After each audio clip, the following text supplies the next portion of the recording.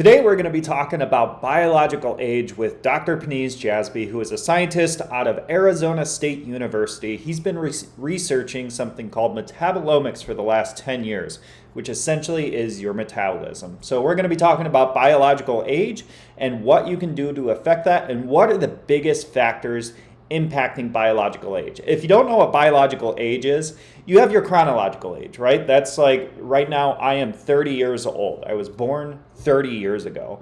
Biological age is a little bit different because it makes a comparison of you against somebody, the average person at your age, so their average state of health. So for example, if I am 30, I would like to see a biological age of 25 because that means that my overall health, my overall aging process is more akin to a 25-year-old rather than a 30-year-old. So ideally, you want to be younger in your biological age than your chronological age. So it's a really good snapshot of your overall health, making a comparison of you against the average health of an individual. So I didn't think about biological age much for a while because I just kind of thought it was a gimmicky thing, but it's really not. It's actually a very helpful number to understand so that you can make a it's just kind of this global snapshot of your overall health. And so it's a little bit upstream from these things that are more foundational, but it does give you a good idea of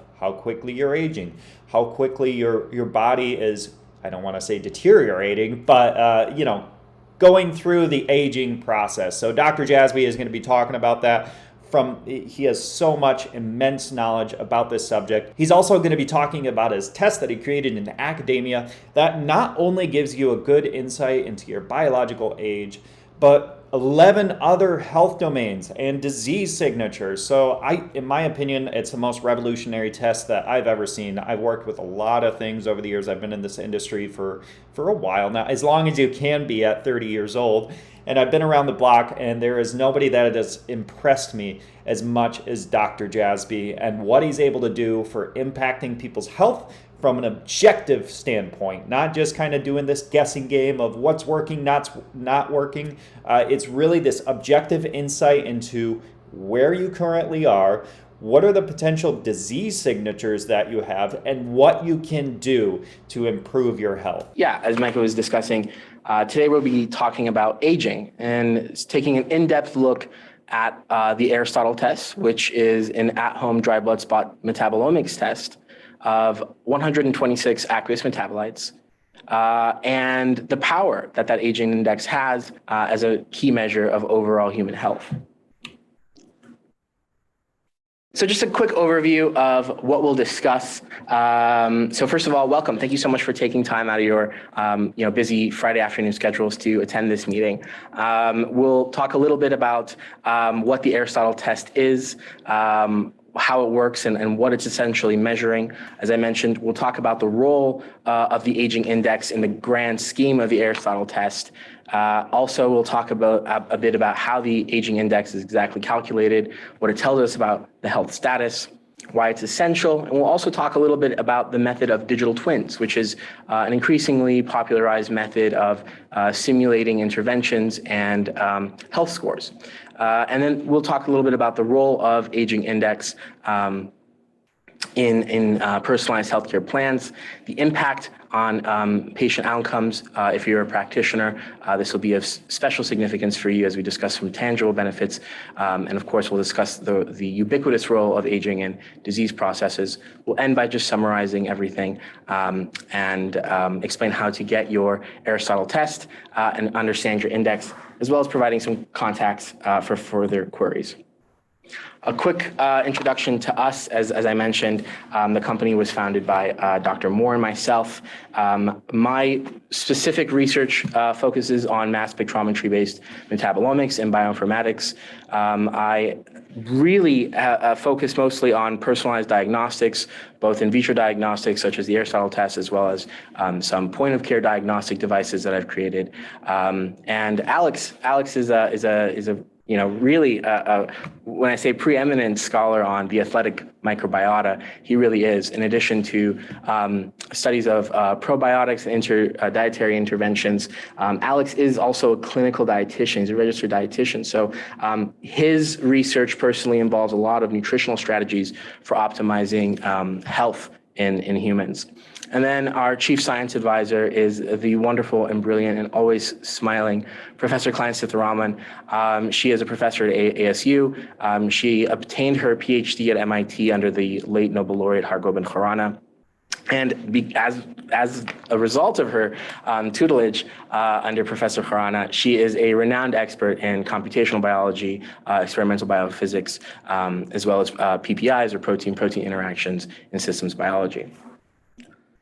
Alex and I founded Theriome really in our postdoctoral research trainings after graduation in response to a lot of frustrations that we had identified, in addition to tons of solutions that we had also identified. And our goal is to bring deep phenotyping as the standard of care for health testing, introducing Medicine 3.0 or proactive healthcare.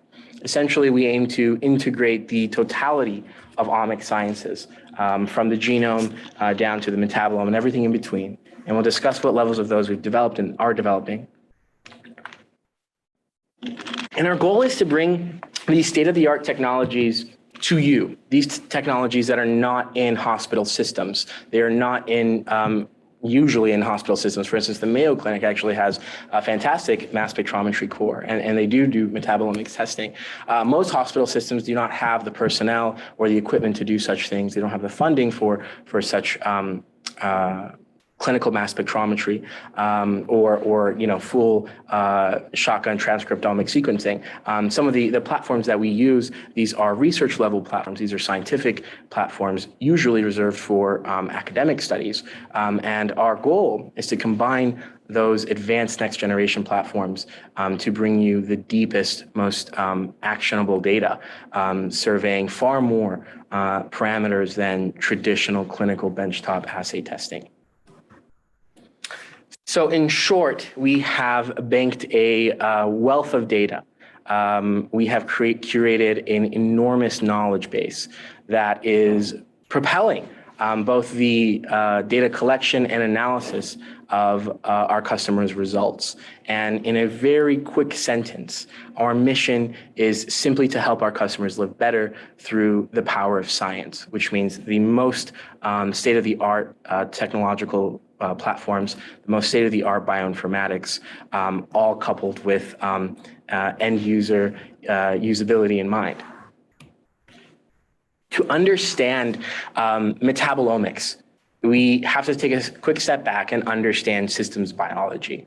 And systems biology is inherently holistic, sort of gestalt principle, where the whole is always considered to be greater than the sum of its parts. And in the hierarchy, you see to the right, we see the systems biology expression, which is essentially the central dogma of life. This is the central dogma of biology, whereby you have the genome, or the entire set of DNA instructions found in a cell. You have the transcriptome, or the part of the coding and non-coding RNAs, or the part that is transcribed or expressed from the nuclear DNA. And then you have the proteins, the parts of the RNA that go for ribosomal assembly of proteins. That is the total complement, including all isoforms, all post-translational variants of proteins. That total complement is known as your proteome. And then you have the microbiome, and it's situated here in this hierarchy, but it is itself its own entire pyramid, really. And it consists of a very dynamic, it's essentially a 30-pound commensal organ that is the totality of your bacteria, the totality of your microbiota. That includes viruses, fungi, archaea. And then at the metabolome is the global collection of all the low molecular weight products that are consumed in and produced as a result of your metabolism. So, to keep in mind, a protein might be 43,000 Daltons, which is a size of a compound. A metabolite is usually less than 1,500 Dalton. So much, much smaller in comparison to anything else here. It is the downstream product of everything before it.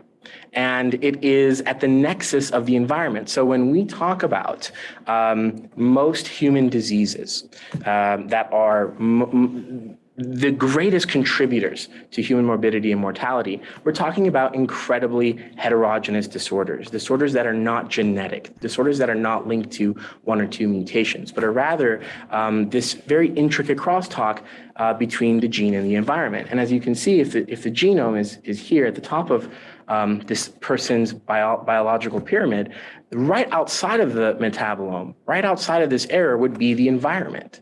And so what we're seeing is that the metabolome itself sits directly at the nexus of those gene-environment interactions. And because of its positioning, provides us researchers an incredibly attractive level to test for early health disparities and to test for routine health monitoring.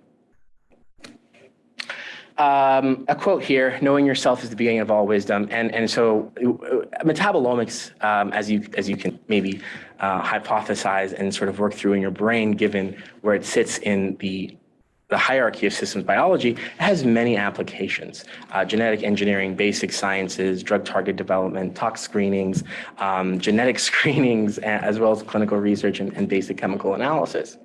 And really, metabolism is not a new concept. It goes back to Aristotle, hence the namesake of our test, who was the first person to commit a correct theory of metabolism to writing, whereby he conjectured that the human body would consume parts of food, thereby generating the building blocks of the human body, as well as heat. So Aristotle even described a very nascent concept of entropy. And so we have very small products, as I mentioned, less than 1,500 kilodaltons, and it provides a direct functional dynamic readout of physiology, as opposed to maybe genomics testing, which really just asserts very broad probabilities for most of the conditions that we would want to monitor or concern ourselves over. And metabolism is highly dynamic, meaning it changes very acutely and systemically in response to lifestyle factors, disease, environment, et cetera. So we are able to monitor everything from integumentary health to environmental toxin exposure.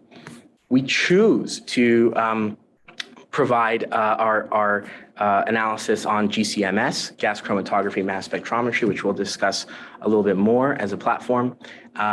That is an excellent platform that really does a great job of balancing sensitivity and global metabolome coverage. So why is this important?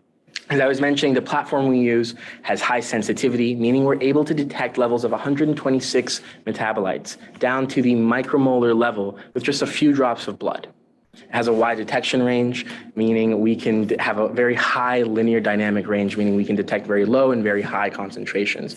We also have excellent database equity with GCMS. GCMS is a platform that has been used as the bedrock of analytical chemistry for the last 50 years. It therefore is a very well curated platform, meaning we have tons of databases that give us spectral and analytical information about these. And then, of course, we have excellent coupling with gas chromatography. We separate our metabolites along two dimensions to get not just very good sensitivity, but excellent specificity. And high specificity coupled with high sensitivity, of course, gives you excellent accuracy. And what we do to ensure that high specificity is to do two-dimensional separation. One is a chromatography separation, in which retention time is calculated for every metabolite. And then we go to mass spectral sorting, in which the weights of the metabolite confirm or disprove their identities. Metabolomics is an incredibly new science. If you haven't heard about it yet, don't worry yourself too much. In the last 20 years, if you look at a PubMed search of metabolomics and study, you'll get 37,000 results. But of those 37,000 results, 24,000 were published in just the last 5 years. And it's facilitated numerous discoveries related to biological diseases, even behavioral disorders and drug mechanisms. My own work has spanned nutrition, diagnostics, basic science, nutritional science. And so metabolomics has many applications and has been useful to numerous fields. What we do is we combine that vast array of metabolomic data that we collect from our customers, in addition to their health surveys that they fill out as well.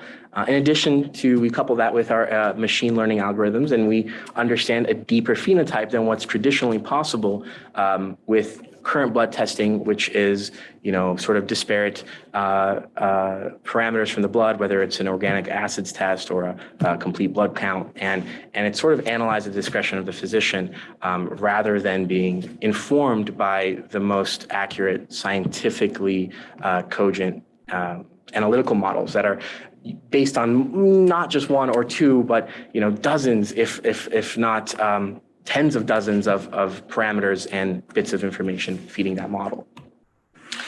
The collection and analysis process is very, very simple. You get our kit at home. I think I have one here just in case anybody would like to see it. You get our kit at home. You will essentially tear off this top portion, and in it you get a dry blood spot and some safety lancets, which you'll use to collect, your results. And comes back to us for GCMS analysis, and then we analyze all 126 sentinel metabolites. We integrate that in your report, which will give you a sneak peek into how that looks. And we send it back to you via our secure, HIPAA-compliant data delivery system. How does this work? So you are the source of metabolites, right? So you give us your sample. And what we do is the sample undergoes a process of quenching, extraction, and grinding, and then a special derivatization step to volatilize the compounds. One key trick of this analysis is to ensure that the compounds are fit for flight in the chromatography tube. And to do that, we have to take these regularly stable aqueous metabolites and volatilize them by making trimethylsiloxane derivatives, which essentially enable this analysis in the inset to take place. So the gas comes through. This is the injection sample. It's riding on a stream of helium, which of course is inert and won't react with your sample.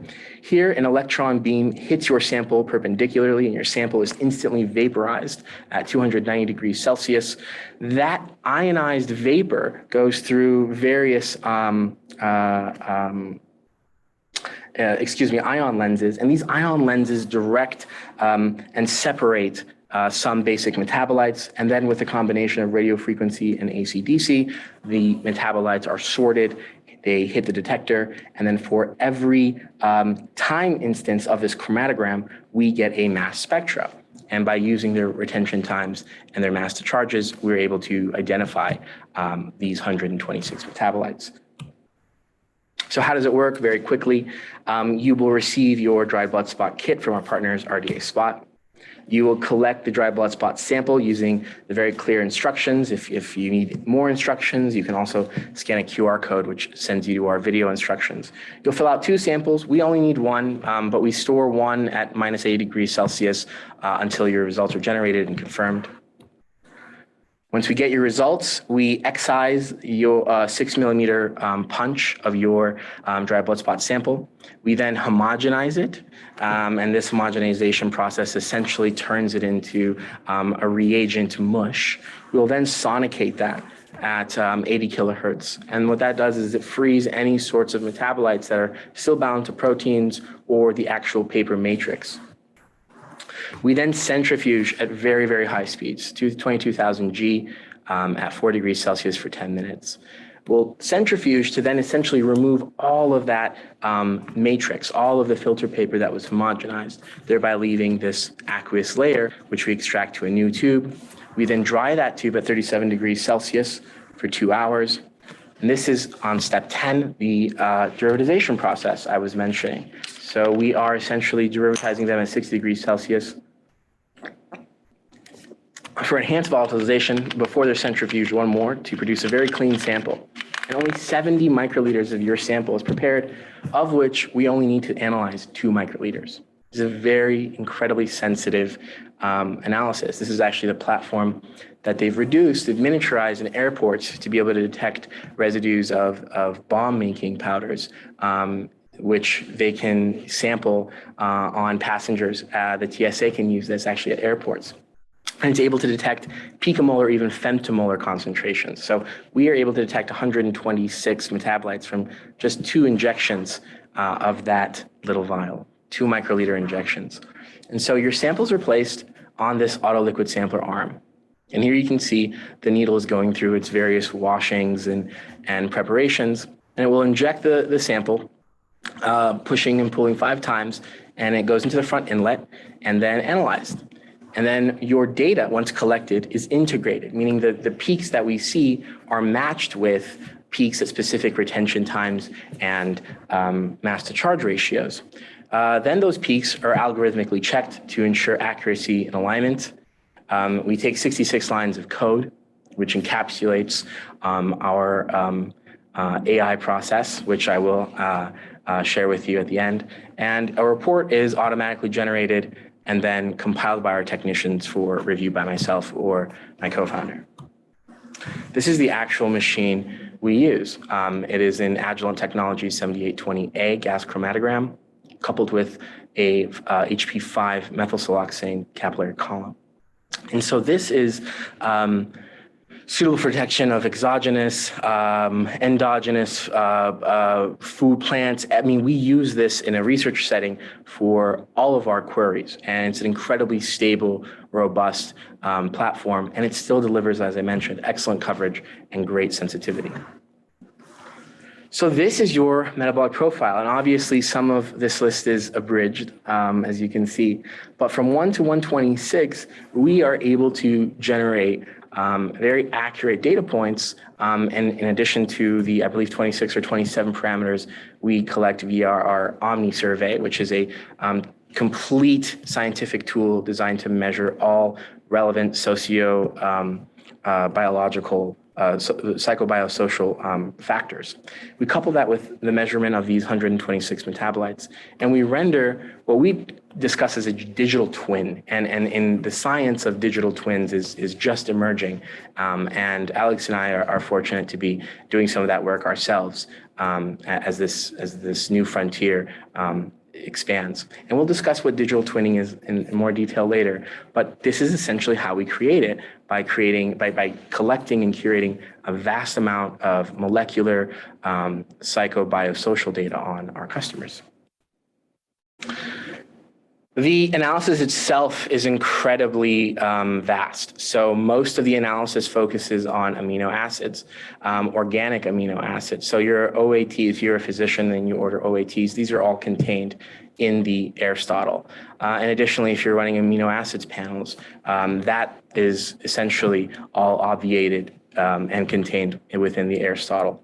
We also have a lot of important metabolites that, although central to human physiology, from the cellular level to the phenotypic level, such as dicarboxylic acids, TCA acids, the sugar alcohols, the pyrimidines, branch chain fatty acids. These are all highly critical and unfortunately understudied and usually non-monitored parameters, all of which are contained within the Aristotle. When we look at canonical human pathways, and that is usually, the pathways that are canonically curated and officially entered into databases, such as the Kyoto Encyclopedia of Genes and Genomes, KEGG, as well as the Small Molecule Pathways database, SMPDB. Both of these databases report between, 85 to 100 total discrete, unique human pathways as iterated from the literature. And we, given the vast breadth of our assays coverage, we can monitor 68% of all human pathways with at least 2 metabolites or more.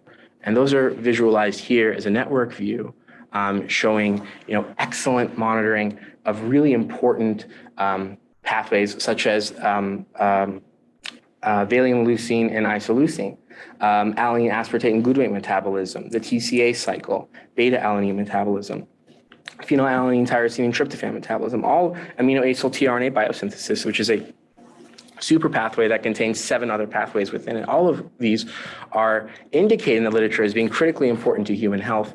However, they are woefully underutilized as markers of human health in clinical settings. So what do you get with our test? You get 12 health domains as well as some recommendations for each domain based upon your responses to our survey as well as your metabolite data.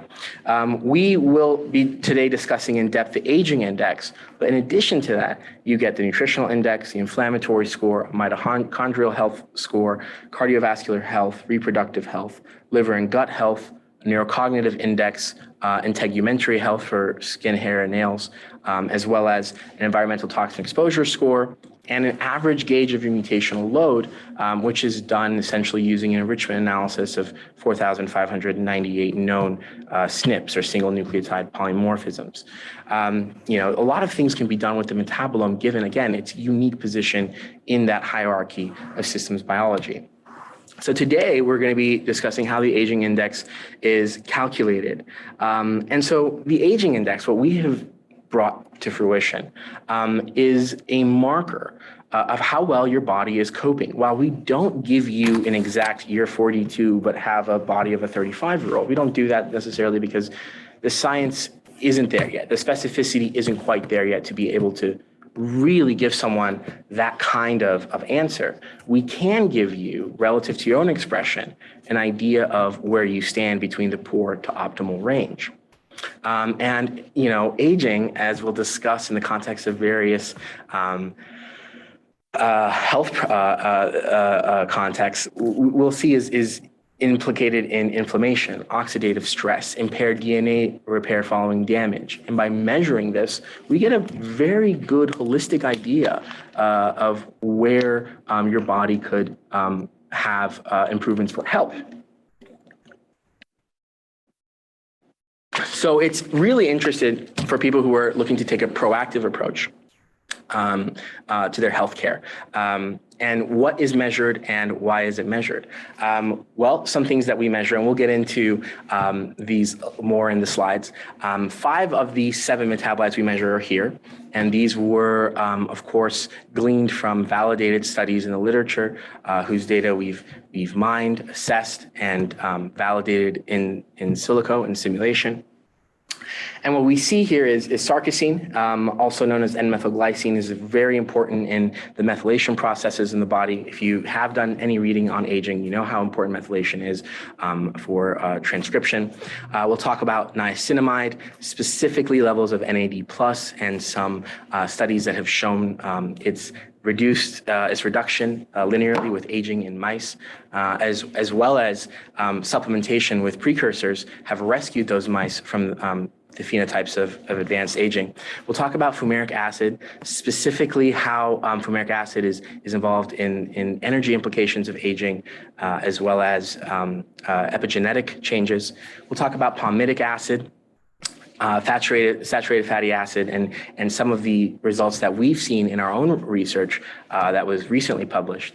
And we'll also talk about spermidine, a very important polyamine that has been shown to, at least dietary supplementation with it, has been shown to enhance the lifespan of numerous organisms of varying complexity, from Arabidopsis and worms all the way to some human immune cells. So let's discuss. So sarcosine, this seminal work by Lieberman and colleagues in 1959, they found that sarcosine, as I mentioned before, also called N-methylglycine, is a significant methyl group donor. And these methylation reactions are very, very important for DNA expression and epigenetic changes. And so the sarcosine cycle, which is essentially this little section of our metabolism wherein the interconversion between glycine happens, can significantly affect methylation processes. And by measuring sarcosine, we get an overall sense of one portion of your total methylation potential. We also looked at a more recent study that's curated in our database, which suggested that dysregulation of these transmethylation processes, specifically related to sarcosine metabolism, had neurological effects on children with autism, and that those neurological effects were independent of the disease and were more indicative of aging in those children with autism. In 2001, this disordered methionine homocysteine conversion showed that it was, of course, due to poor methylation. Usually that's due to folate, but this study also showed that sarcosine is implicated in that regeneration process and was associated with premature aging and enhanced mental retardation in this sample. Niacinamide, as I mentioned earlier, it declines linearly with age. It is something that we see in humans, at least, disturbs that communication between the nucleus and the mitochondria. And one thing that we curated in our database is that one precursor, the mononucleotide version of niacinamide, the nicotinamide mononucleotide, NMN, this supplementation with this precursor rescued mice, improved their mitochondrial function. I believe they did a seahorse assay here, and it increased their lifespan as compared to control. And then what we also saw was that this excellent precursor that is found in cow's milk was able to, riboside precursor, was able to effectively increase levels of that NAD plus and combat age-associated physiological decline.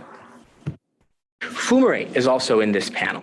And so this study from 2016, although it doesn't directly address or associate fumaric acid with aging, it does associate very considerably fumaric acid with important changes in epigenetic expression, which of course has been theorized to account for up to 30% of the total variance we see in aging itself.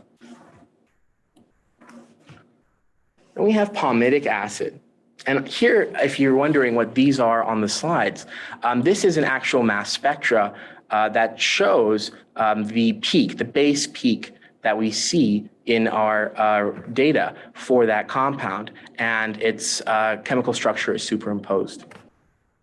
One thing that we notice with palmitic acid is that it is associated deeply with altered lipid metabolism. And lipid metabolism, generally speaking, very broadly defined, is significantly associated with aging and age-related disorders. So fatty acids, such as palmitic acid, which is a front runner, and another one we'll talk about later, such as stearic acid, which we found in our own results. These critically impair cellular autophagy, which is essentially the recycling mechanism of these cells. And by impairing that and obfuscating that process, these cells essentially go into cell death because of these levels of palmitic acid. In our own research, which was just published in May of this year, a couple months ago, we found with high certainty that palmitic acid was significantly increased in our study of younger and older aged adults. We showed that when it was metabolized, that palmitic acid resulted in what we conjecture to be stress to the endoplasmic reticulum. And that ER stress is, again, ubiquitous for destroying mitochondrial function, inducing cell death, and contributing to the overall chronic disease processes that aging is so intimately associated with. Spermidine. This might be contested by some people in the science, but we do feel as though the results are absolutely validated. We found that spermidine, this natural polyamine, which we all express, these intracellular concentrations seem to decline in this study. This was an excellent study published in Nature Cell Biology, a really top-tier journal with excellent review.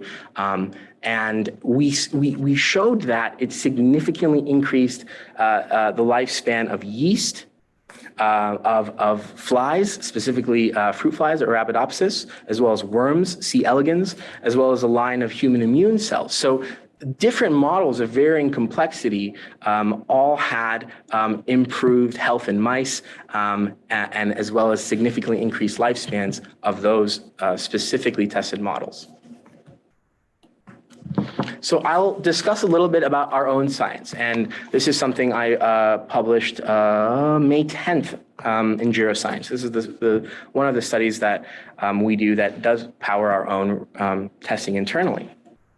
And this was published in Geroscience with some excellent collaborators, Professor Nikola Zugic from University of Arizona, of course, George M. Weinstock from the Jackson Laboratory, one of the fathers of modern genomics. It's a really pleasure, my honor to work with these folks on this recent publication.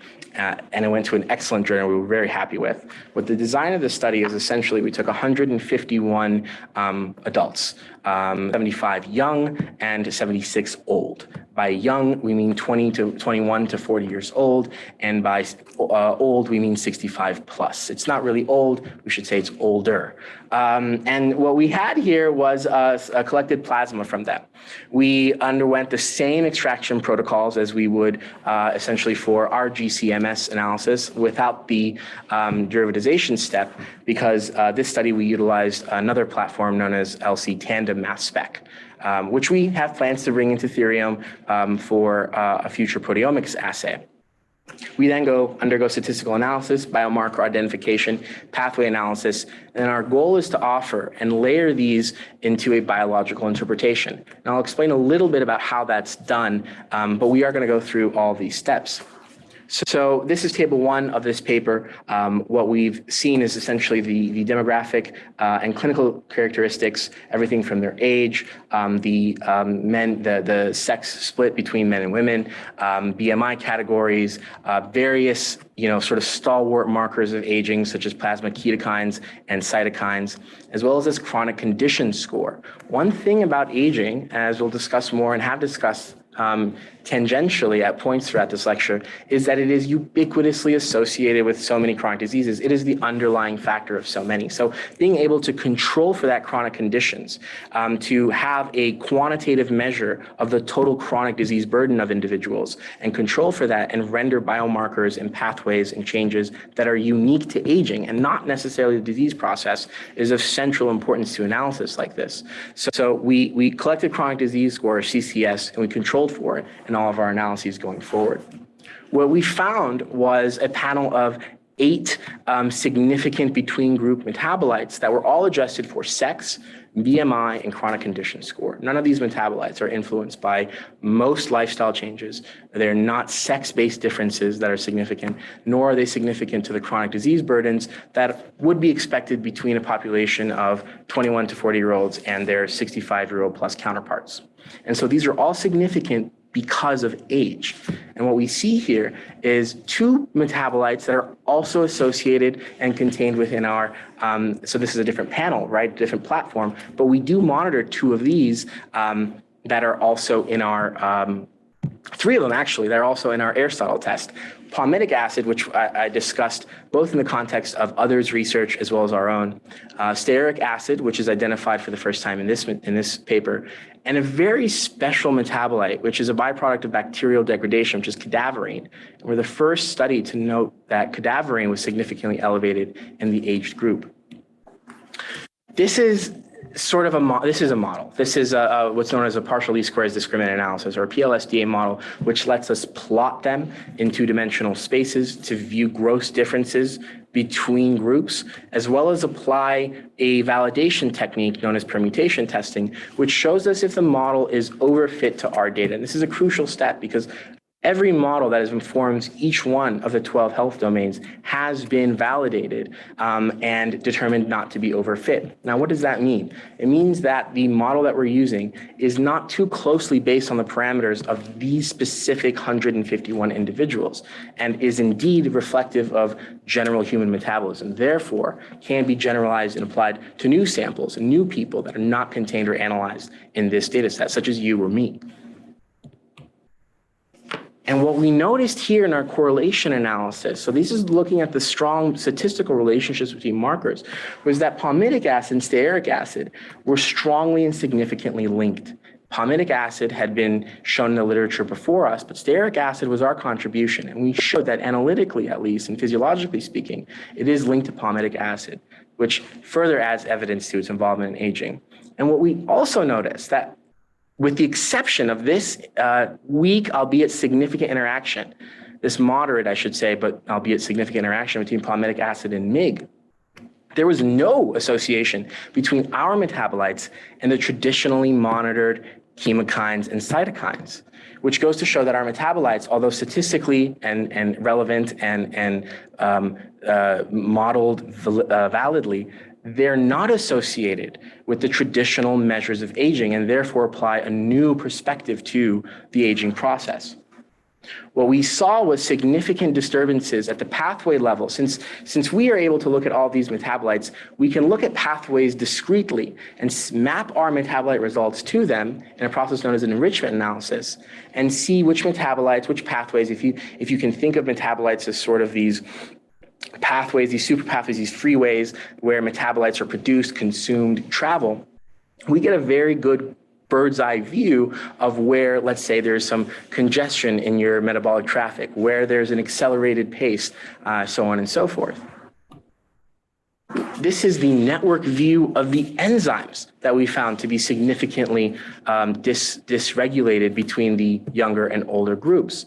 And now what we're doing is for instance, let's say you're taking a look at a city and you can't really see anything. It's completely black. And your job is to figure out where the buildings are and where the people are and where the roads are and everything else. And if your job is to map the roads, you would want to be able to map all the cars. And that's what we do. We're able to map the city by mapping so many little elements contained in that city, in your metabolic landscape. So we're able to map all the cars, and we know that where the cars aren't are buildings or parks or whatever the case may be.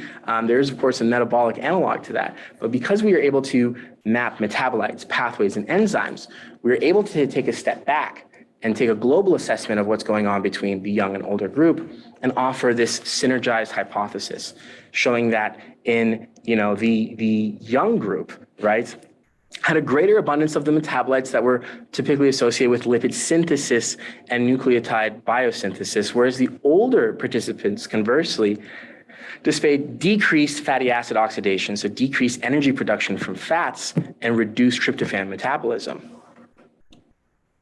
And that is essentially the pipeline that metabolomic studies use. It is an intricate and carefully controlled study design, coupled with biological assessments, demographic and anthropometric measures, analyzed using the most accurate state-of-the-art techniques such as LC tandem mass spec or GCMS, and they undergo truly the sort of big data analysis that is currently not only not used in clinical settings, but unapplicable in clinical settings, since in traditional clinical settings, enough data does not get collected to justify such an approach. In our biomarkers, we found that stearic acid, again, was most significant and significantly elevated in the older population, as we mentioned. Adding again to the validity of stearic acid, it was highly and significantly associated with palmitic acid. We also found that cadaverine, again, cadaverine, as the name suggests, comes from decomposing flesh. It's actually a byproduct of the bacterial decarboxylation of lysine, the amino acid. And so cadaverine is this marker of decomposition, and we're the first study to show that is actually increased in the older group. So in some ways, your body is undergoing at least bacterial decomposition while you're still alive. And we can look at a significant increase between, let's say, a 25-year-old and a 65-year-old. Yes, Amy, it's a lovely thought. I know, and the study, we actually have a paragraph in the discussion where we kind of discuss the morbid nature of that discovery. How is it calculated? I had a bunch of slides and I was very much reprimanded and told to reduce them. What we do is known as support vector machine with gradient boosting, which gives you a little bit more granularity in interpreting the results. What we do is we have a bias term, which is essentially like the sum total of all of our decision tree regressions. You don't have to focus on that. And every metabolite level has a specific weight assigned to it.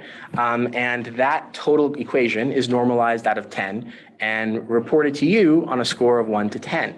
Again, the science isn't necessarily there, It might be if you're looking at transcriptomics, but if you're looking at metabolomics, we can't really tell you you're 47 with the, the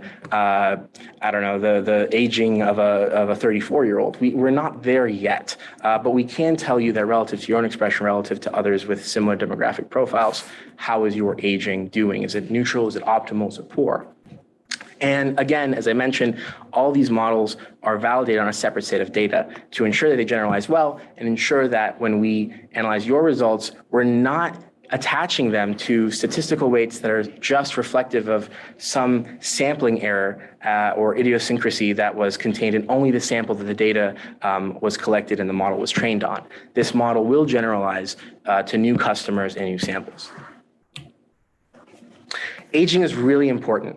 Children under the age of 9, roughly 27% of children under the age of 9 experience some chronic disease burden. And that is up from 14% in 1994. And that is the topic of its own lecture. But mostly those are asthma, diabetes, epilepsy, autism. In adults age 25, it's estimated that 20 to 25% live with chronic disease. That includes heart disease, cancer, chronic lung diseases, and stroke. And then when we get to adults age 60 and over, 85% report having at least one chronic disease, and 60% report having at least two of the following, such as heart disease, cancer, bronchitis, or emphysema, and stroke.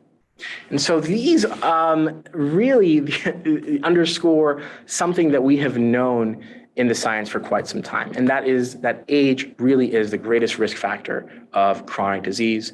Age is itself a disease process that underlines so many of the conditions, the heterogeneous conditions that humans face throughout their life. It's a really key component of aging. And as we've discussed, we monitor aging from various levels, including the epigenetic level, including pathway level analyses and metabolites that are designed to measure the activity of certain enzymes even implicated in aging. And for our score, a lower aging index might suggest an accelerated aging process for you. So normative scores are typically 4 through 7. So scores below 4 are considered non-optimal, and scores above 7 are considered optimal. And it's a proactive tool that doesn't stop with one assessment. Our customers have used the aging index repetitively to get a sort of serial analysis of their aging index over time in response to various interventions or health routines they may implement. And so it's a really not a static, but rather a dynamic tool, and hopefully promoting longevity and overall well-being and optimization in a serial sense.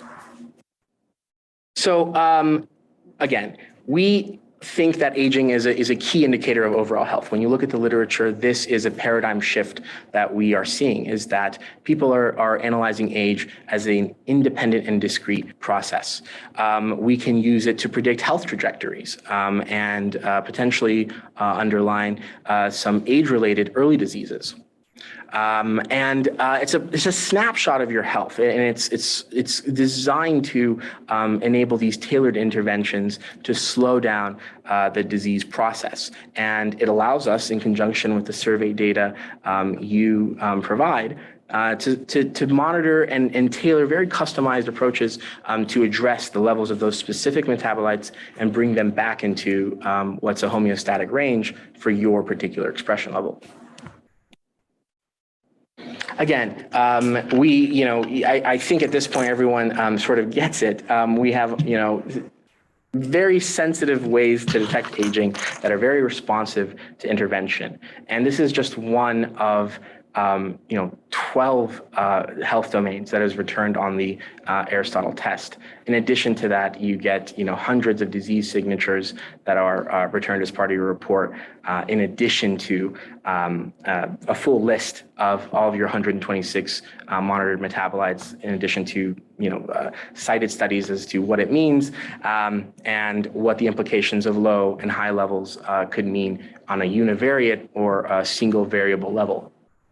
And I have a quick question, Panise, and I'm Sure. sorry to everybody. I know there's a lot of questions, and that's one of the benefits of being a co-host on this is I get to interject a question here and there. But So you were able to choose, and so like the 12 health domains wasn't an idea given to you. Sure, it was inspired and created with compiling of data and science and seeing what's out there, but you specifically chose the aging index. And I know you said that it is, what does that do for you as a scientist, kind of looking at somebody's overall health? And I know you've kind of answered that with some of it being a predictor of chronic disease, but we do know like somebody's aging, right?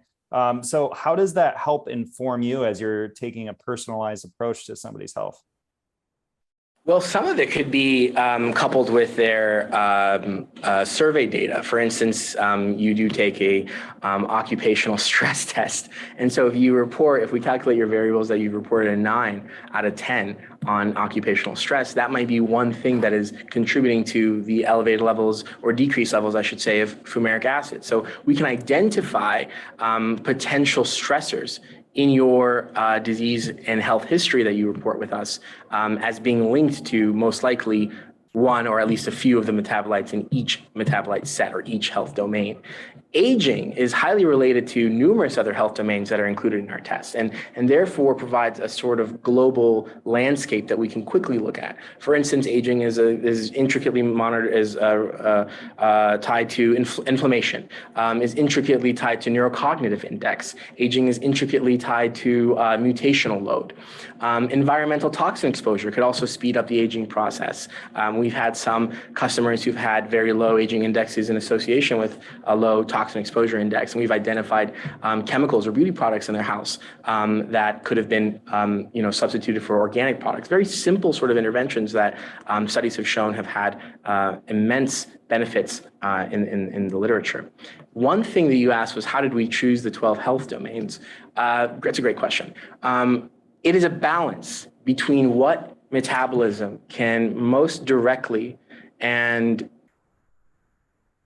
validly speak to. I mean, there has to be scientific proof and association of metabolites with these health domains. For instance, one health domain that's really sort of popular and important to all humans, and something that we get asked for probably once every 2 weeks, is, can you monitor the immune system? The immune system is a very tricky and delicate drama between so many proteins and hormones, so many different types of immune cell lines. And it is something that we plan to address when we get to a level of systems biology that can more directly and accurately speak to that, such as proteomics with LC tandem mass spec. So we've designed the health domains as this sort of careful balancing act of what domains can we speak to reliably using metabolite information, and what do consumers want, both consumers who've told us and looking at trends in science and literature and realizing that these themes are emerging. Aging is not just something that has become incredibly popular in the health-conscious biohacking space, but people generally want to learn more about aging in the science. Researchers are dedicating their careers to this topic, and it is formally now a deeply entrenched field of study. So it is a survey of the science and balancing that with our capabilities that led to the 12 health domains, one of them being aging. And I want to just briefly go through this idea of digital twins and how we are using it at Theriome. It is essentially a virtual representation of a physical entity, and that is you. And it is created by monitoring, collecting, or assessing real-world information, whether that's your biopsychosocial survey responses that you give us, or your metabolite information that we collect via the dry blood spot, or microbiomic information that we plan to collect in a month and a half with our upcoming at-home fecal microbiota test.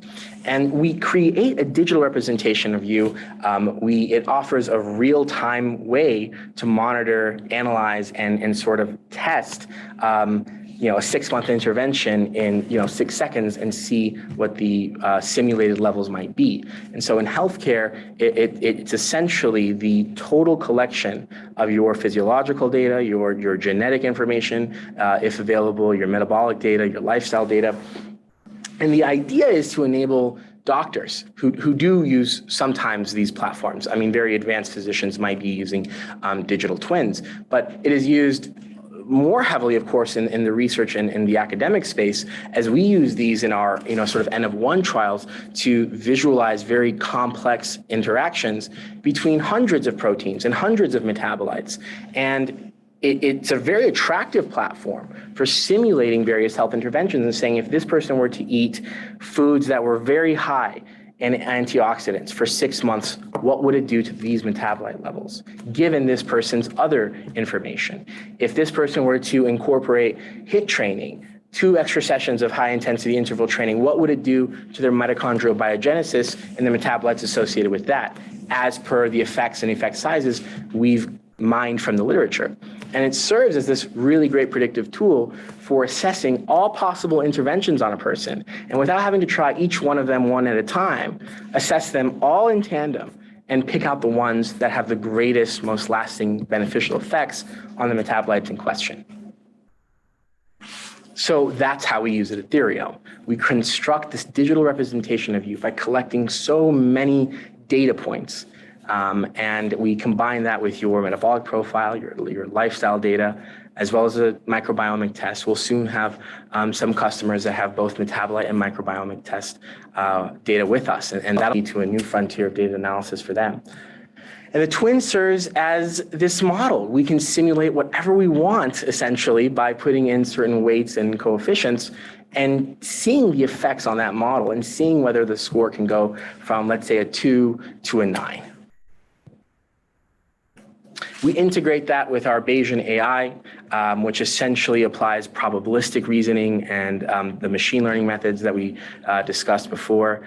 And this is all summarized in a very easy to read, cogently formatted review that both distills and simplifies your data in a very approachable format, but is still analytical and scientific enough for you to take to your primary healthcare physician and have a meaningful discussion with him over those results.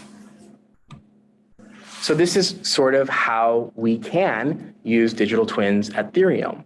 So let's say there's Emma, age 52, and she is a Caucasian female. She had considerable risk for age-related diseases given her aging index of 2, which was measured with her metabolites. We analyzed her results, and we saw in her digital twin that if we were to implement a personalized dietary plan rich in antioxidants in a very specific exercise regimen, that the digital twin analysis, if applied for 6 months, could surge her, at least her twin score, up to a 10. So we can take the best suggestions, which had the best results in that digital twin, and suggest them for Emma. And we can tell her that you can expect to have increased energy, reduced fatigue, and enjoy greater overall well-being. With Robert, he also had an aging index of 2, but he also had a very strong family history of heart disease. So we included that in the analysis, and with the digital twins, we structured very specific dietary adjustments, incorporated stress management techniques such as mindfulness and meditation, and we have curated interventions, everything from certain medication interventions that you may have, like metformin effects, all the way to social interventions, psychological interventions such as mindfulness meditation. We have incorporated all of that, and we're able to show that if you were to at least implement this, there's a very high chance that the metabolite levels after 6 months would be reflective of an aging index of 9, an optimal score. Now, Lily, she already had an aging index of 7. She, like most of our customers so far, are really looking to take a proactive approach to their health. These are the sort of early adopters of medicine 3.0. And so she's looking for further optimization.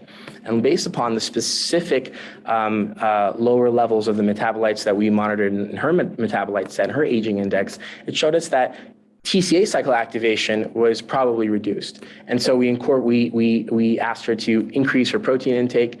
We asked her to implement increased HIIT training into her exercise regimen. And we saw that the digital twins index rose to a 9.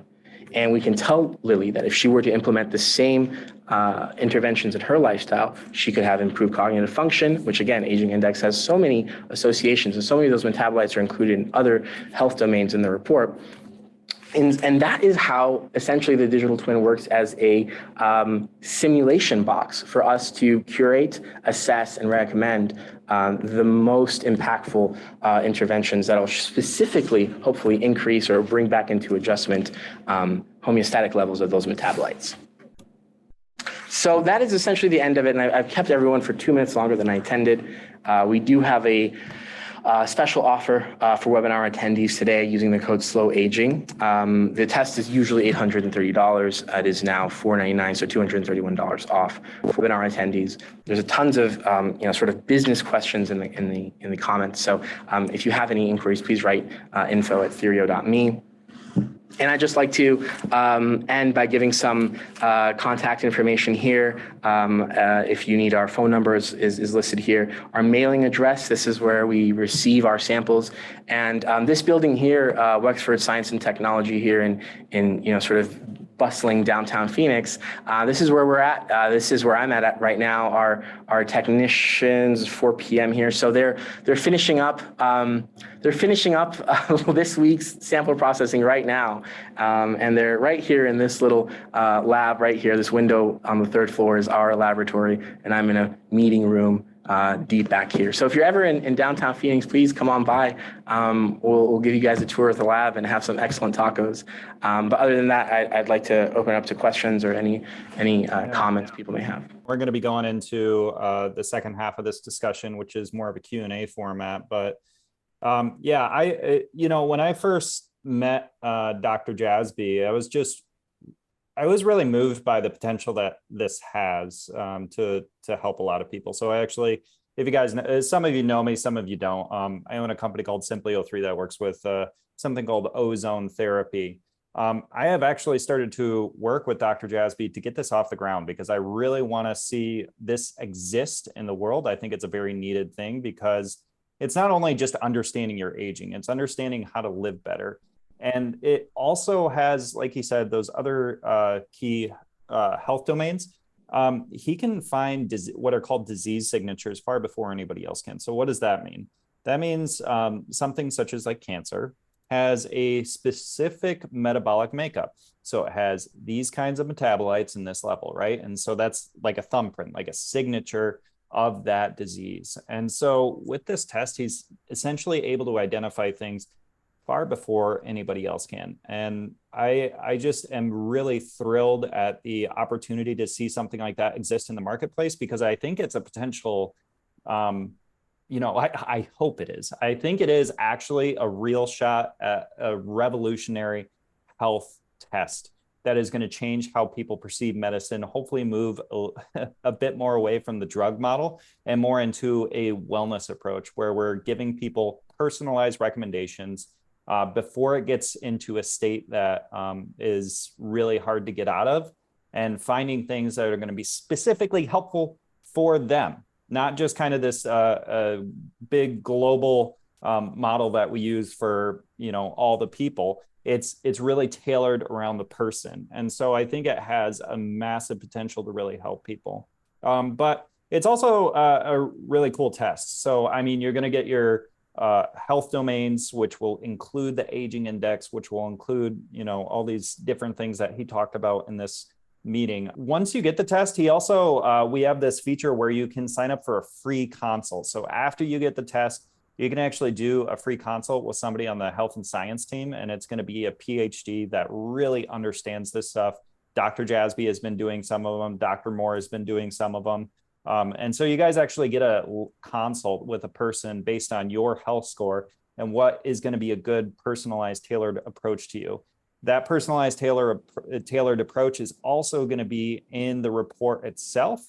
But, it's really nice to be able to talk with somebody about it, ask questions live and get some feedback there too. So there's also the live option there. So yeah, if you guys are interested in getting this test, go to that webpage right there that I dropped in the chat. I'm going to put it here again. How is the test similar or different to the Viome test platform? Deborah, that's a great question. The Viome test measures traditional blood parameters in the blood, in addition to, I believe it's a skin and fecal microbiota test.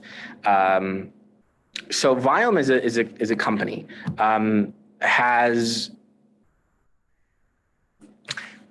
it differs. The biggest way is that they're measuring microbes, essentially, and they're corroborating and correlating that with traditional blood parameters. And there's nothing wrong with that whatsoever.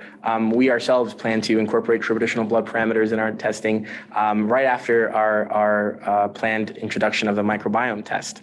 And so they're looking one level above us. They're looking at microbes. They're looking at some very distant parameters in the blood, parameters that as of yet have not been shown to be able to cross those barriers and become systemic, even if they are, of bacterial origin or are influenced by the microbiota.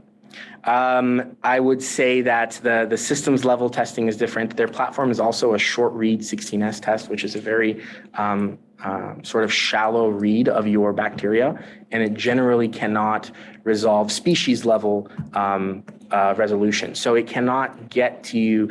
You can't say you have, C. difficile. You can't diagnose C. diff. You can just say you have a great abundance of Clostridium.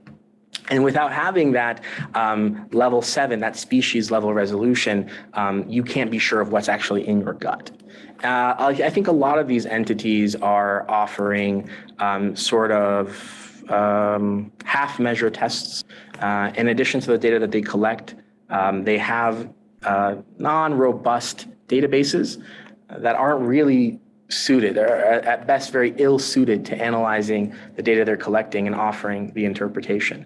Also, one thing that I would always suggest people do when exploring these in vitro diagnostic tests, which are what all of these are, is to assess the scientific merits of the people who are leading the testing and leading the research and development. Myself, Dr. Moore, and Professor Klein, we have more than 150 peer-reviewed publications in the most outstanding academic journals possible for our fields. And we have curated this knowledge and have a demonstrated record of scientific validity. And so many companies, I would say probably 90% in this space, when you do take a peek at what's behind the scientific curtain, it's usually nothing. It's usually a scant, unqualified science team that isn't publishing peer-reviewed papers, but just generating PDFs of their own work that are then uploaded to preprint servers for you to view. They're not peer-reviewed, they're not published, they're not reviewed by a trained, academician whose goal is to verify, validate, and improve your results if possible. And so it is essentially what is being called, conjectured science. And so the difference is the quality of the data we collect and how that data is analyzed is truly unique to Theriome and a few other entities that are doing it very well in this space. Yeah. But that's essentially how we differ from Viome, is we're not even measuring the same things. We're not analyzing the same things. We're not analyzing it in the same way. Well, one of the other things I like about you is that you're really built on, I think, more like you're really focused on the testing and providing like a potential new standard of testing for people. And that it's really about giving people access to their own health data and understanding what they can do to affect it. And so because of that, you're not trying to sell supplements. So the way I see it, and I know I'm a little bit of a pessimist sometimes, but I've been in this industry for a while and seeing money come in and, different actors and that kind of thing. You kind of get around the block a little bit. And some of these companies, what I see, and I'm not saying Viome specifically, I'm not naming names, but is that they're essentially a supplement company that decided to create a test to sell more supplements. Or just they skipped all that. They decided like, oh, well, we want to sell supplements. We're going to create a test that tells people to buy our supplements. And from what I understand, that can kind of be, even though they make it seem personalized in the sense that they'll put your name on it, that they'll give attribution that, oh, this is what you needed. It's like a really common thing that's almost given to everybody. So for example, they'll say, oh, take B12. Because they know that B12 works for so many people, that it's something that's helpful and they'll notice the difference from. but it's just kind of this global application that they take and put it onto a lot of people. So anyway, and I'm not saying that their test is necessarily bad or that it's invalid. I'm not the guy that knows that. That would be more like Panisse. But I guess what I'm saying is I think I really like that Panisse is really, Dr. Jasbi, sorry, is really focused on the test itself and giving people access to their health data, not just trying to make as much money as possible. I mean, obviously he's got to run a business. We got to grow that. And that's part of why we're doing this webinar, because we're trying to get the word out there, because I think it could save a lot of lives and help a lot of people. But really the core of it is that there is a mission behind it to help people and help humanity. And so I see that as a huge blessing. Thank you so much. And there's one question I'd like to respond to from Arnie. Has this science been peer-reviewed for validation? Absolutely. We have 100%. Every health domain, every disease signature that is reported in your results has been peer-reviewed, has been validated statistically. In addition to that, we give you the citation for every single one of these studies, so that you can go engage yourself and immerse yourself in the science and literature and learn more about that pathway, that enzyme, and sort of, extrapolate your results to that context and get a better sense of your biology. It is 100% validated, peer-reviewed. The science is transparent. It is cited.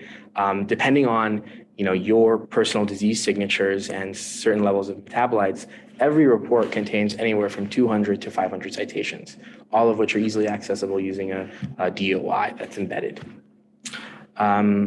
I had some other things that I'd like to talk about in the chat that were just very brief, but I thought very sort of cogent and very, very on the money.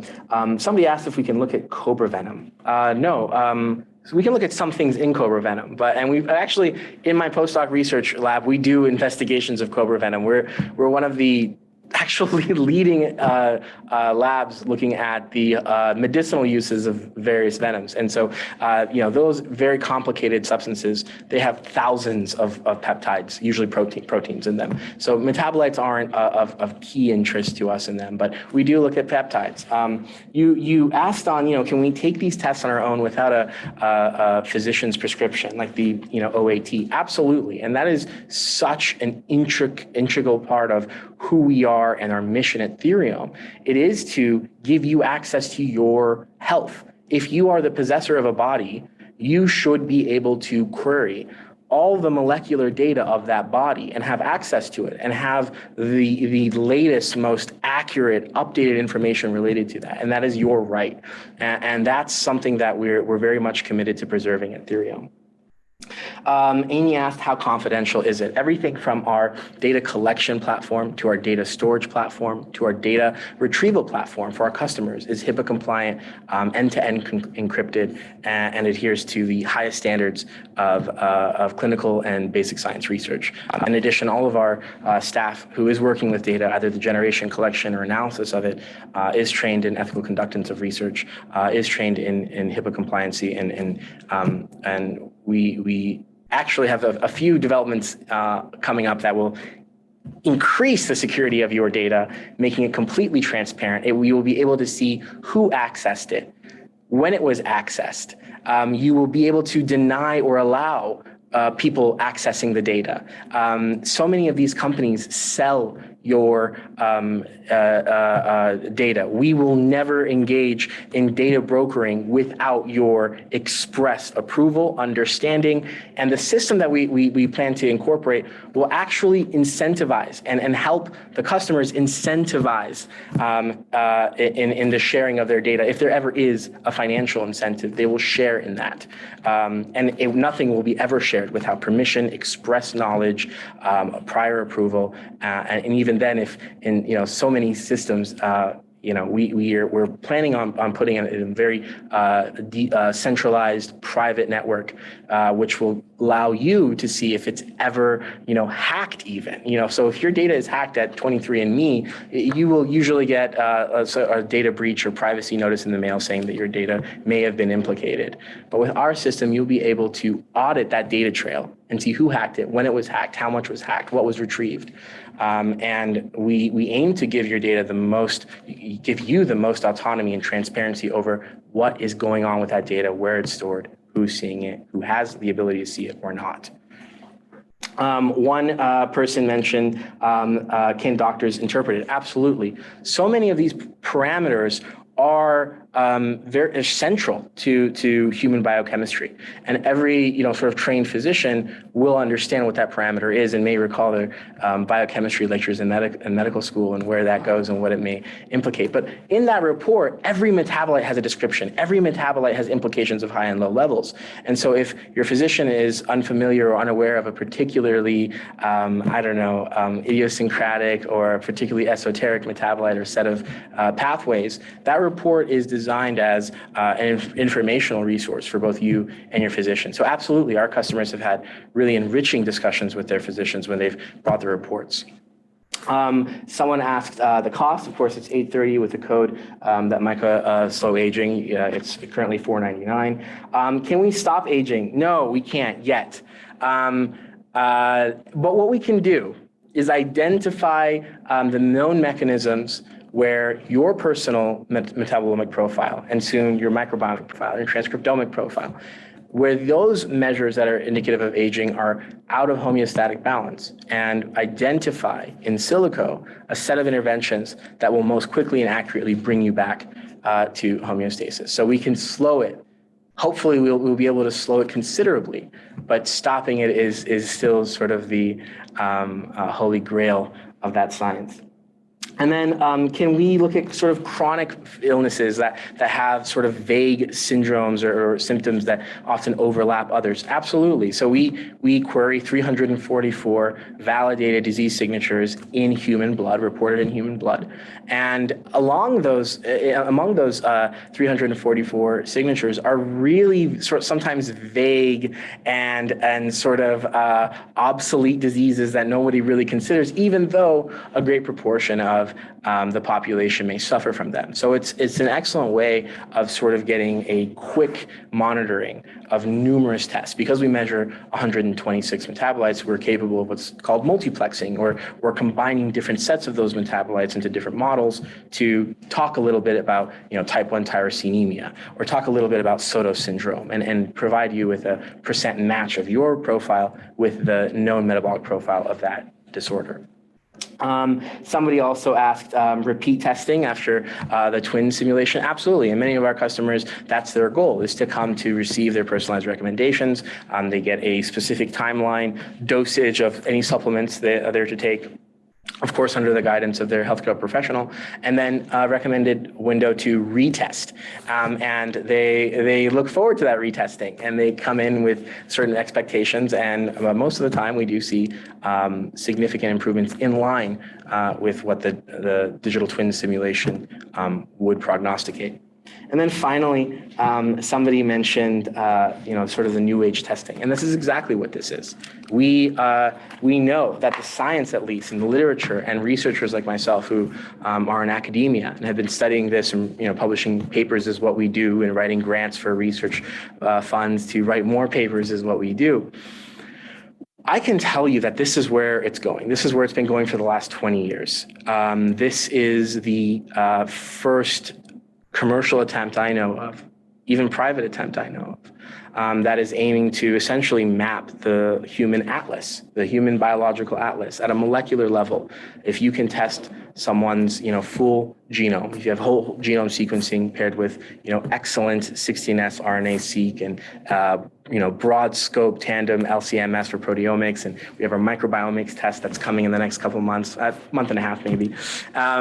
In addition to our metabolomics platform, now you're starting to get thousands of live data bits on everybody, on your customers at a molecular level, and you're able to get insights that we don't even know we're currently missing out on, because that's not the current standard of testing. That's not the current paradigm of healthcare testing. And so this is medicine 3.0. This is essentially saying, okay, we are going to measure the totality of human systems biology. We're going to sit an AI on top of it, and we're going to get rapid insults insights in a high throughput manner, in a way that we haven't seen or haven't been able to, given our detection or computational capabilities. So we're really at the birth of a new era in science and medicine, and it's great to see that reciprocated in the comments there. I like this question real quick too. Are there meds that interfere with the testing results? I believe somebody mentioned they were taking fumaric acid. I think it was for a bone porization, sarcopenia, I think it was in the chat. And so, psoriasis. Okay, all right. So psoriasis, fumaric acid. Okay, so what I would suggest is absolutely don't stop taking your fumaric acid levels. What we want to see is what, your baseline assessment is what are you currently doing? What does your nutritional and exercise lifestyle look like? What are your occupational exposures to environmental contaminants? What are your current depression levels as assessed by the Beck Depression Index, which is contained in our survey as an abridged form? What are your, we mentioned, of course, stress levels, but what are your current medications? How much are you taking them? These are all going to inform your baseline assessment. And what we want to see is, well, what are those supplementations with fumarate doing? Are they helping your fumarate levels? Are they within normative ranges? Are they outside normative ranges? And what does that affect your aging? And so fumarate is really essential energy metabolite that's contained in many of our health domains, not just aging index. We've included it there because of its implications with epigenetic changes, but it is implicated in numerous health domains. And so I wouldn't discontinue anything that is currently being prescribed by your doctor. I wouldn't discontinue your current status, because that's the snapshot of your metabolism that we're going to assign at baseline. And that's sort of the first iteration of your digital twin, which will simulate an interaction. So by all means, if you're taking I had one question where somebody asked me directly in an email earlier this week. They're taking steroid for some back pain. And they said, should I stop taking this steroid-containing cream? And I said, well, if it's not something you're chronically going to take and you want to get a baseline assessment of your metabolism, then I would wait to take the test until after your regimen of prednisone or whatever is completed. But in the case of something you're prescribed to take regularly for a chronic condition like psoriasis, I would continue it as normal.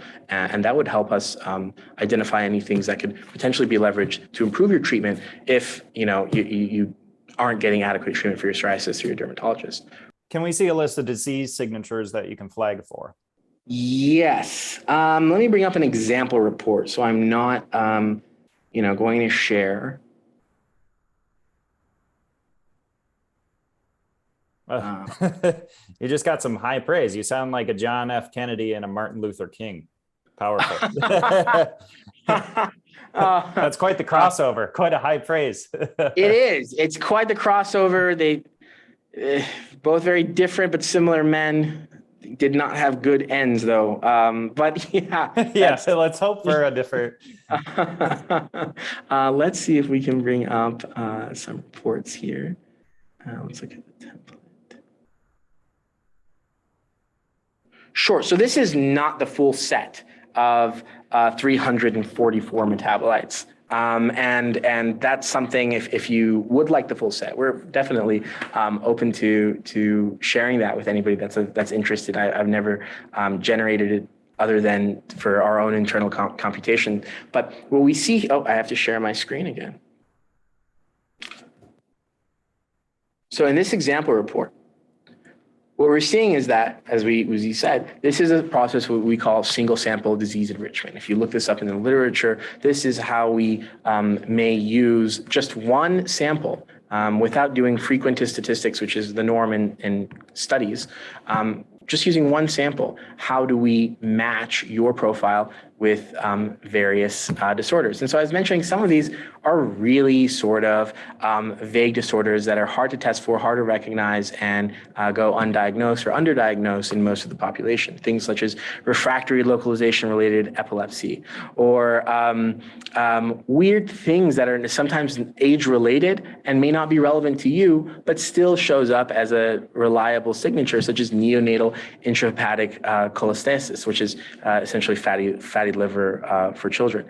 But a lot of really important profiles do show up. For instance, schizophrenia, which is notoriously difficult to diagnose using genetic means. We say that in our disease set you have 26 total metabolites that are known to be related to schizophrenia. Of our 126, 26 of them are known to be related. You matched with 6 of them. Overall percent match of 23.8. Now, what does that mean matched? We explain it down here that the number represents the number of metabolites in your own data that were not only detected. It's not just that they're detected. We all have metabolites related to schizophrenia. It's whether or not those metabolites are increased or decreased in the characteristically and scientifically validated directions and proportions that are typical and consistent with schizophrenics. So what we're saying is that they're not only detected, but also exhibited a change in the same direction, increase or decrease with the same magnitude as is typically seen with the disease. And so you get 2 different sort of confidences reported here. You get a percent match, which is how much your profile matches, acute seizures, for instance. 4 or 14 metabolites match here. Or 4 or 14.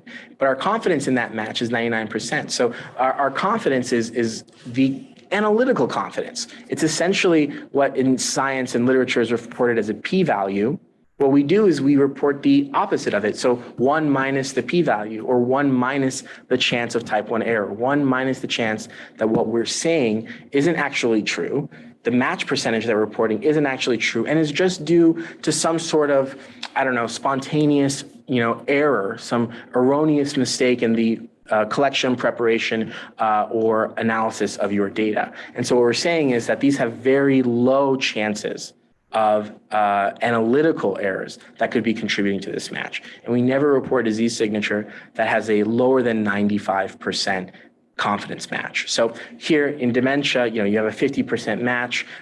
These are things to look out for. A lot of these are going to be nutritionally related. Some of these are very accurate. We had one of our customers who did have, unfortunately, numerous heart issues. And one of her top metabolite hits was early markers of myocardial injury.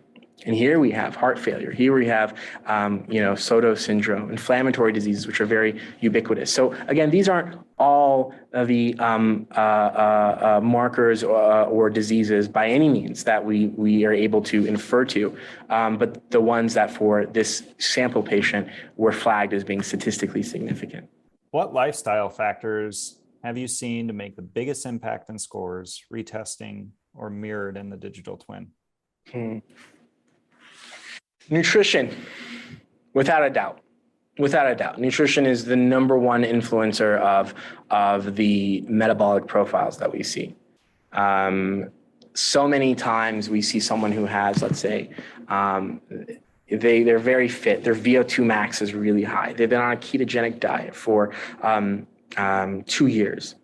And what we're seeing is that, based upon the specific mutations we think they have and the specific enzymes we see flagged, they should change some of the components of their ketogenic diet to increase their cardiovascular health score.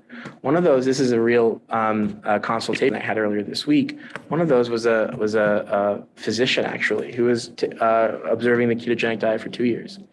And this person was having very regular servings of specific cuts of meat with very high fat content, like the ribeye cap, or very sort of marbleized Japanese beefs. And what we noticed was that the specific levels of specifically palmitic acid, which comes from these fatty cuts of meat, could be really detrimental for numerous domains of his, such as his aging index was low, his inflammatory index was low, and his cardiovascular health was low. So what we suggested was from his diet was to swap a lot of those out for avocados, try to have more fatty fish, and balance what we were seeing as the downstream metabolites of omega fatty acid metabolism, and to bring that more into a healthful ratio. And so that is really one way where digital twin platforms and digital twinning is really valuable. And what we normally see with, I would say, like, I don't know, 60 to 85% of our people is this nutritional deficiency or inadequacy or incompleteness that is readily identified and addressable, given the fact that we're monitoring most of human metabolites, most of human pathways, I should say, 68%. And so nutrition is a great, I mean, it's the building block of everything. If you think about it, you are eating, 1 to 3 times a day, usually, if you're not undergoing some sort of strict fasting protocol. And it's so intimately connected with your body's functions. And we regularly see issues in nutrition. And we won't sell you the supplements. We won't sell you anything related to it. We're here to just analyze your data, give you the insights, and consult with you, and hopefully give you meaningful information that you can then use with your healthcare professionals, whether that's your doctor, your nutritionist, your osteopath, your whoever it may be, your naturopath, and make the health decisions that are right for you. We are here to just analyze you and be an objective barometer for your health in the most advanced and deep way possible. And Dr. Moore has joined us as well, who is a co-founder and also scientist. He's traveling at the moment, so I believe you're coming out of a hotel room, but I appreciate you jumping on. I am. I just arrived. Sorry, I'm in Boston currently. Hopefully my connection is okay. Sorry to be a little bit tardy, but I just heard Dr. Jasbi talking about digital twins, and we're a big fan of digital twins, and we're really excited with using the power of the digital twin in our bioinformatic platform to actually soon unveil another test, essentially surveying the microbiome. And I apologies for being late and not knowing what you've already covered, Dr. Jasbi, but have you talked about the microbiome and what we're kind of excited to do in that field? So I have not actually even discussed the microbiome, its connections to the metabolome, our old, and recent upcoming work looking at the integration of those two systems levels. So if you wouldn't mind giving a little rundown as to what we've done in the research space and how we're bringing those discoveries and those technological and analytical capabilities direct to consumers, that'd be great, Alex. Yeah, absolutely. So we do know now, and just to give you a brief primer on what we're actually talking about when we refer to the microbiome, it's all the microbes that basically inhabit our body, whether that be on our skin. We have a skin microbiome. You have microbes in your hair. You have microbes in your mouth, the oral microbiome, and you even have them in the greatest density, the greatest concentration in your gastrointestinal tract. So that's everything basically from your oral cavity down the other side, obviously where you have your daily, or hopefully your daily expressions. But basically inside that environment, it's very, very competitive. You have all these different microbes. There's the majority of them are bacteria. You also actually have some viruses, archaea, fungus. A lot of these are operating in this environment in varying concentrations as you go down the gastrointestinal tract. The greatest concentration is actually in your colon, where we are developing a test where we actually capture a sample to get an accurate representation of what's going on inside your gut microbiome. Now, why is your gut microbiome important? What we've come to find out over the last, I would say, really 2 decades, with the advancements that we now have at our facility with sequencing, we're able to deeply sequence and ultimately phenotype individuals based on the microbes that are inhabiting this environment. We know that they're deeply intertwined with our health. They connect to all different types of bodily systems, not just immediately proximal in the gastrointestinal tract with things like the lining of your gut, so-called gut leakiness, if you want to call it that. We don't prefer that term.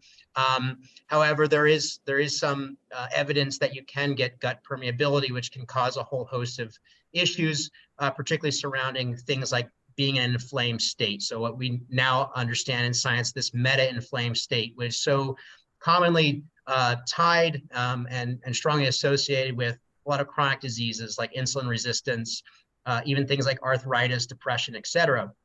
But moving away from just the gut, we know a lot of these metabolites that these microbes produce can actually enter into our bloodstream and interact with our own physiology, whether that be your liver, whether that be even your central nervous system, your brain. And this is actually something that Dr. Jasbi and I have explored over our many years that we've known each other, and very intricately built. Not a lot of people are bridging these different data sets as we are coming to understand, operating in what we call multi-omics. And I'm sure Dr. Jasby's gone over this a little bit, but it's not just looking at single panels of whatever health data we're getting in, like your normal blood test that you're getting at your doctor.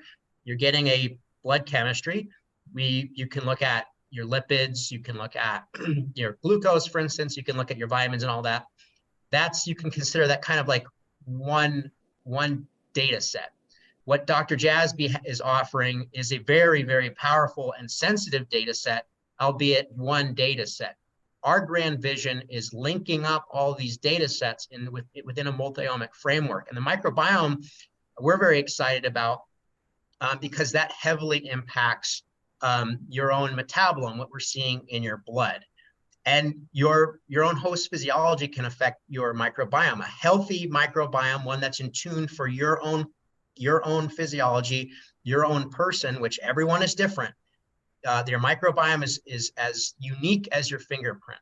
Okay, so going and taking a probiotic at the store and saying, well, this is a healthy probiotic, this is going to create a healthy microbiome. That's not the case for everyone, because everyone's microbiome is different. And that's where having these highly sensitive data sets, like what we have with the metabolome, like what we're going to have with the microbiome, will be able to give very detailed health insight, not only for yourself, but also the microbes, which we know ultimately affect you.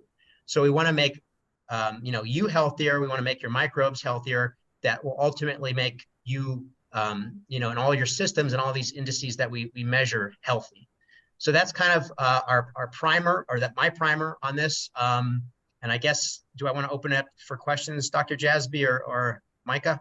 Let's see if we have any related to the microbiome test. We did have one question: is when do you anticipate the microbiome test to be ready? Well, in something similar what we had the Aristotle, we're projecting a few months. We're actually doing some very detailed testing right now. One of the main things that we're looking at with ensuring that we have a very good test in comparison to what is currently out on the market is the proper collection method.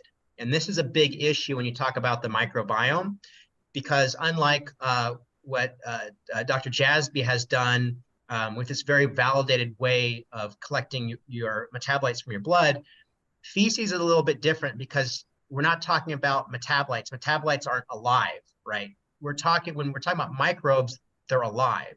So we want to maintain their integrity. We don't really care if they're going to live or not, but we want to maintain their genetic integrity, which is not the easiest thing to do, considering how you're collecting your sample, if you're getting enough of your sample to actually enable us to get a good read, so to speak, because we are actually reading the DNA sequences of these microbes, how it's transported. And then also the really big factor that we're really concerned about is hygiene. We want to make this discreet. Again, I don't want to get overly detailed or perhaps vulgar with this discussion, but we don't want you to be sitting with a spoon, dealing with that. We want to make it as user-friendly and as robust and ensuring the sample integrity as possible. So we're actually working with the lab right now to develop something that's not currently on the market, that's really tailored to us. So once we have that in place, we'll be able to get something out within the year. Alex, do you want to speak a little, just very briefly, about how our upcoming fecal test is differentiated and delineated from, let's say, something like a Viome kit? Sure, sure. So are you talking about the sample And collection they itself, or and are you talking about our analysis? Amy did also ask a little bit more specifically. There was one question on the Viome that said, how does this differ from Viome? And then there's another one here, and how does this compare to the OAT, the OAT test? Okay, so the most important, I think, distinction is our analysis and what we're actually sequencing. So those companies are using a little bit dated sequencing technology. What we're actually going to be implementing is what's called a long read. So we are able to deeply sequence all the DNA content that we gather from your sample, and that we can get to a much, much deeper level of resolution. Because if you look at any kingdom of life, it's called phylogeny. You start, obviously, at the higher level. So like we might be looking at bacteria. The bacteria have many phyla. Keep going down, we might get to the species level. We're ultimately going to be getting resolution down reliably at the species and perhaps even the strain level, which is the most detailed level that you possibly can. And we're also going to be looking beyond just bacteria. We're going to be capturing fungus, viruses, and archaea. So this is going to give us extremely deep insight. Now, once we have all that, once we've had that all annotated, that's really good. But it's only going to be what we present to anyone that's getting these results is our bioinformatic pipeline. So actually how we're handling that data and what we're informing that off of.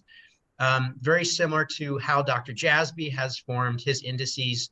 We will be doing the same with the microbiome test. So we're going to give you actionable takeaways versus giving you a very, kind of generic overview of the composition of your microbiome, and then you read it and you're left wondering, okay, that's great. What can I actually do with this? And then also, how does that work with your metabolism, with your own physiology, which it will be very, very powerful. And particularly when we start talking about a digital twin, we have a benchmark, a target to compare to, so we can start making sure that we give you some good direction with what to do in terms of actual actionable items that you or if you work with your healthcare provider can actually do something with. We're not funneling you into a product. I think that's very off-putting, and I honestly think that kind of downplays a lot of what we're trying to do here, because it almost comes across as disingenuous. We're just simply providing you with with the data, basically, and giving it to you in a very digestible form. We don't expect you, if I list out all these strains, we don't expect you to know what that is. We'll list them. We'll tell you what abundance they're operating in your gut.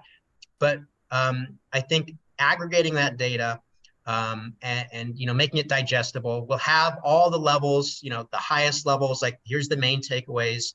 We'll have the health indices. And then if you really want to geek out on this stuff, we'll have the individual species, and you can really get detailed. But I don't really see Viome or these other companies really doing doing that, and how we ultimately want to push this company forward with, which is integrating all this data and being true to our consumers, true to our customers, and not directing them to a dietary supplement or other services like that.